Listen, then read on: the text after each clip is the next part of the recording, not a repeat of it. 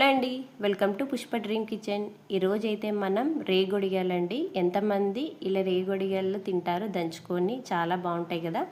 ఈరోజైతే ఎలా చేయాలో చూసేద్దాం. ముందుగా అయితే రేగియాలు కడిగేసేసుకొని ఎండకైతే ఒక 10 మినిట్స్ అయితే వేసేసుకోవాలండి.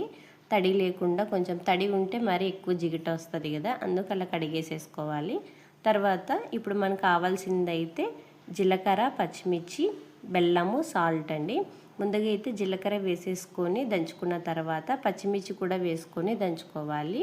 అందులోనే కొన్ని అయితే రేనిగాయలు వేసేసుకొని ఇలా దంచేసుకోవాలి. ఇంకా పెద్ద రోల్ అయితే ఇంకా బాగా వస్తుందండి. అదైనా కూడా బాగానే వచ్చింది.